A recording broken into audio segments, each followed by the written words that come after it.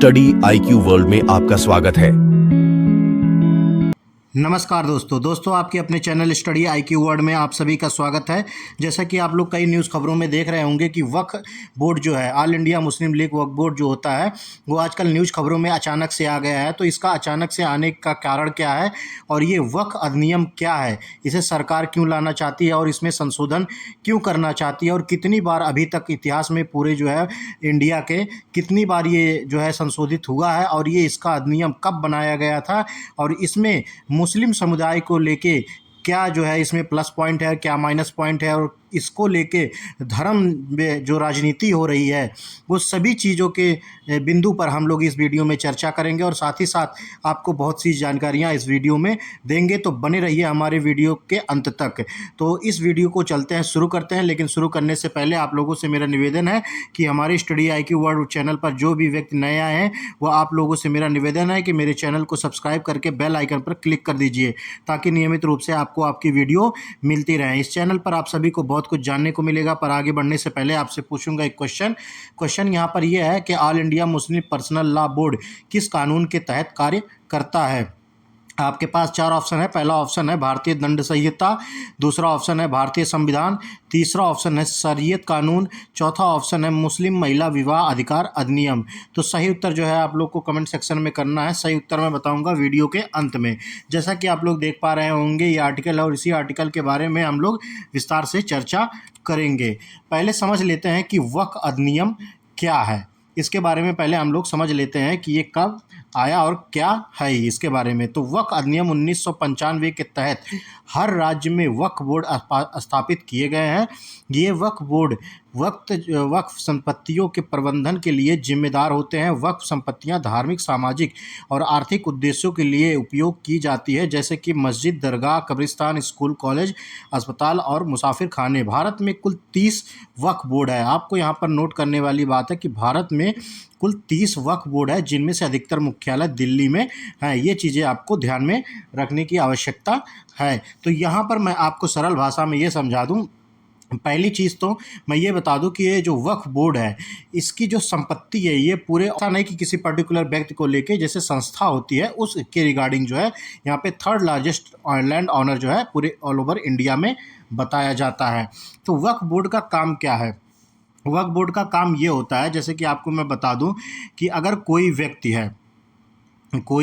है वहाँ पर उसकी जो अवस्था, ये व्यक्ति जो है मुस्लिम कम्युनिटी से बिलोंग करता हो। ये चीज़ें आपका इम्पोर्टेंट होना चाहिए कि कोई भी मुस्लिम व्यक्ति अगर आप अपने लास्ट स्टेज में है और अगर मान लेते हैं कि उसका कोई उत्तराधिकारी नहीं है, उसकी कोई संतान नहीं है, या फिर ऐसे ही किसी तरीके से अगर उसका मन करता है कि उसकी जो संपत्ति है तो उसको दान किया जाए, तो ये जो जाते हैं जो वहाँ वक्फ बोर्ड होता है वो हर राज्य में होता है और हर राज्य के जो अपने अपने रूल रेगुलेशन होते हैं। तो वहाँ पर ये क्या कार्य करते हैं कि अपनी ऑफिसेज बनाए रहते हैं और वहाँ पर किसी व्यक्ति को लगता है कि अगर हमको ये चीज़ें अपनी संपत्ति दान कर देनी है अपने मृत्यु के उपरांत, तो यहाँ वो बोर्ड पर जाते हैं और उसके बाद वहाँ से इनको जो है कांटेक्ट किया जाता है और जैसे कि इनकी मृत्यु होने के बाद वो जितनी भी ज़मीनें और जितनी भी जायदाद दान करते हैं वो इनके अंडर आ जाता है। तो ये चीज़ें आपको समझ आ गई होगी। जैसे कि और ये सब चीज़ें ज़मीन दान में दी जाती हैं या फिर मान लीजिए पैसे दान में दिए जाते हैं, तो उसका उपयोग जो वक्फ बोर्ड है वो विभिन्न प्रकार से जो है इनको यूज़ करता है। जैसे कि मान लीजिए वहाँ पर जो है मस्जिद बना दिया गया, वहाँ पर क्या हुआ दरगाह बना दी गई, या फिर वहाँ पर कोई कब्रिस्तान बना दिया गया, या फिर वहाँ पे दारुल उलूम जो होता है पढ़ाई, मुस्लिम बच्चे जो है वहाँ पर पढ़ते हैं, वो स्कूल बना दिया गया। तो इन सभी चीज़ों को जो है दान में जो भी चीज़ें देख निगरानी होता है वो वक्फ बोर्ड करता है। उम्मीद है आप लोग को समझ में आ गया होगा कि वक्फ बोर्ड क्या है। तो इस पर सरकार क्या रुख है ये भी हम समझ लेते हैं। तो पूर्व अल्पसंख्यक मामलों के मंत्री और वरिष्ठ बीजेपी नेता मुख्तार अब्बास नकवी ने कहा है कि वक्फ प्रणाली को अछूत मानसिकता से बाहर आना होगा। उन्होंने कहा है कि समावेशी सुधारों का सांप्रदायिक हमला सही नहीं है। नकवी ने हिंदी में एक पोस्ट में कहा कि वक्फ प्रणाली को अछूत मानसिकता की राजनीति से बाहर आना होगा। वक्फ बोर्ड का जो इसमें स्वामित्व है, जो इसका संचार करता है, उन्होंने कहा है ऑल इंडिया मुस्लिम लीग के अनुसार वक्फ संपत्ति मुस्लिम धर्मार्थ कर्ताओं द्वारा धार्मिक और धर्मार्थ उद्देश्यों के लिए दान की जाती है। सरकार ने केवल वक्फ अधिनियम को विनियमित करने के लिए लागू किया है। तो यहाँ पर सरकार का ये भी कहना है कि जैसे कि जो अभी यहाँ पर वक्फ बोर्ड का ये है कि यहाँ पे जो दान करते हैं तो वक्फ बोर्ड उनका जो अपने तरीके से उसका संचार करके जो भी चीज़ें उसमें बनाना चाहती है वो वहाँ पर बना लेती है। लेकिन वहाँ पे इनका जो सरकार का स्टैंड है उसमें कहीं ना कहीं आपको देखना होगा कि कई जगह मान लीजिए जैसे कि ये कोई ज़मीन है और यहाँ इस ज़मीन पे ये बोले कि हमारे यहाँ पे दरगाह हुआ करती थी या फिर कोई भी मुस्लिम समुदाय से रिलेटेड कोई भी चीज़ यहाँ पर हुआ करती थी, तो ये मुस्लिम वक्फ बोर्ड जो है इसको ऑक्यूपाइड करने की कोशिश कर रहा है। तो वहाँ पर वो अगर मान लीजिए मुस्लिम का कोई धरोहर होता है तो वो वक्फ बोर्ड बड़ी आसानी से कर सकता है। लेकिन अगर वहीं पे वही ज़मीन पे कहीं कोई हिंदू भी दावा कर देता है तो उस बीच जो है वहाँ पर विवाद खड़ा हो जाता है। तो इन सब चीज़ों को देखते हुए इसमें सुचारू रूप से संशोधन किया जाए, ये सब चीज़ें प्रक्रिया बताई जा रही हैं सरकार की तरफ से। तो कई मुस्लिम संगठन, उलेमा और राजनेता प्रस्तावित संशोधनों का विरोध कर रहे हैं। All India Muslim league personal law board ने कहा है कि वक्फ बोर्ड की कानूनी स्थिति और शक्तियों में किसी भी प्रकार की हस्तक्षेप बर्दाश्त नहीं की जाएगी। AIM all India Muslim personal law board के जो प्रवक्ता है जो है इलियास ने, उन्होंने कहा है कि बोर्ड सभी मुसलमानों और उनके धार्मिक और उनकी मिली संगठनों से इस शरारती कृत्य के खिलाफ एकजुट होने का आग्रह करता है।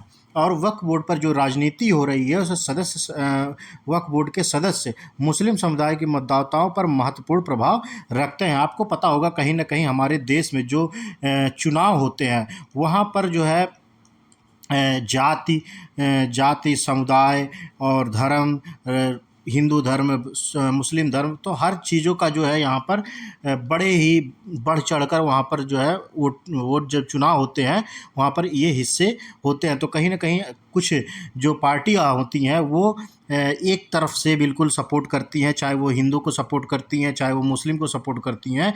तो उनमें से कुछ पार्टियां जो हैं जैसे कि यहाँ पर जुड़े होते Congress, Samajwadi party, AIM, TMC और अन्य क्षेत्रीय दल जो धर्मनिरपेक्षता की लाइन पर चलते हैं, हमेशा मुस्लिम समुदाय से संबंधित विषयों में किसी भी कानूनी सुधार का विरोध करते हैं। AIM के जो प्रमुख असदुद्दीन ओवैसी ने आरोप लगाया है कि केंद्र में भाजपा नीतियां जो है सरकार वक्फ बोर्ड की स्वायत्ता छीनना चाहती है। उन्होंने कहा कि भाजपा वक्फ बोर्ड और वक्फ संपत्तियों के खिलाफ शुरुआत से ही हो रही है और उसे हिंदुत्व एजेंडा के तहत समाप्त करने का प्रयास कर रही है। जो है ऑल इंडिया मुस्लिम लीग का दावा है कि वक्फ अधिनियम, वक्फ संपत्तियां भारत के संविधान और शरीयत अनुप्रयोग अधिनियम 1937 द्वारा संरक्षित है, इसलिए सरकार कोई भी ऐसा संशोधन नहीं कर सकती जो इन संपत्तियों की प्राकृतिक का स्थिति को बदल सके। तो ये जो है इन्होंने कहा है। तो देखते हैं कि आगे यहाँ पर क्या ये जो 1937 का जो संशोधन ये बता रहे हैं ऑल इंडिया जो पर्सनल लॉ बोर्ड है, तो इनके रिगार्डिंग 1937 का जो अधिनियम है उसके बाद और आज से पहले क्या कभी कोई इनमें संशोधन हुआ है कि नहीं, इनकी बातों में कितनी सच्चाई है, ये भी हम लोग जान लेते हैं। तो जैसे कि आपको यहाँ पर आपको देख सकते हैं कि 1913 में विभिन्न अधिनियमों को केंद्रीय राज्य विधिकाओं द्वारा पारित किया गया है। फिर उसके बाद आते हैं 1923 में ब्रिटिश युग के दौरान यूपी मुस्लिम वक्फ अधिनियम 1923 के तहत आकारों का शासन था और 1936 में जाके जो है यूपी राज्य मुस्लिम वक्फ अधिनियम 1936 पारित किया गया। आप लोग इस जो है सन जो है ध्यान दीजिएगा कि यूपी राज्य मुस्लिम वक्फ अधिनियम 1936 पारित किया गया। फिर उसके बाद तुरंत कुछ ही साल बाद 1942 में इसके तहत यूपी सुन्नी केंद्रीय वक्फ बोर्ड 1942 में राज्य में आकारों का शासन, प्रशासन और निरीक्षण के लिए गठित किया गया और 1960 में यूपी मुस्लिम वक्फ अधिनियम 1936 को निरस्त कर दिया गया। यहाँ पर आप देख सकते हैं कि जैसा कि इन्होंने कहा, ऑल इंडिया मुस्लिम लीग ने जो है दावा किया कि 1937 का जो संरक्षित है ये इसमें कोई संशोधन नहीं किया जा सकता है। तो ये इनकी जानकारी के लिए मैं आपको बता दूं कि 1960 में ही 1936 का संशोधन निरस्त कर दिया गया था और एक नया व्यापक मुस्लिम वक्फ अधिनियम 1960 पारित किया गया। आपको यहाँ पर ध्यान देना ज़रूरी है, क्योंकि इससे जो है कई लोग अफवाह फैलाने की कोशिश किया जाता है कि ऐसा नहीं हो सकता, ये अधिनियम है, ऐसा है, वैसा है। तो इससे क्या होता है कि जो है राज्य में या फिर अपने देश में कई प्रकार की हिंसा फैलने की जो है आशंका बढ़ जाती है। तो इसी सब चीज़ों को देखते हुए सही चीज़ें आप पढ़िए और सही ज्ञान जो है अपने अंदर ग्रहण कीजिए, ताकि किसी भी जो है अनहोनी से बचा जा सके, क्योंकि जो अल्प ज्ञान होता है बहुत ही खतरनाक ज्ञान होता है, ये आपने कहीं ना कहीं पढ़ा होगा। तो 1995 में अब चलते हैं आप 1995 में केंद्र सरकार ने 1995 में एक वक्फ अधिनियम लाया, जिसे 1996 में यूपी में लागू किया गया और इस अधिनियम 2013 में और संशोधित किया गया। इसका उद्देश्य पूरे देश में आकारों के प्रशासन की एकरूपता लाना था। तो आइए अब देखते हैं कि इस पर आगे रिपोर्ट में क्या आने वाला है। अभी तो ये सरकार ने ऐलान किया है कि इसमें कई जो है संशोधन किए जाएंगे, जैसा कि कई बार संशोधन हो भी चुका है। तो कोई डरने वाली बात नहीं है, ना ही किसी प्रकार की कोई हिंसा वाली बात है, ना ही हिंदू और मुस्लिम की कोई इसमें बात है। इसमें क्या होगा और क्या बदलाव किए जाएंगे ये तो रिपोर्ट आने की बाद ही बात पता चलेगी।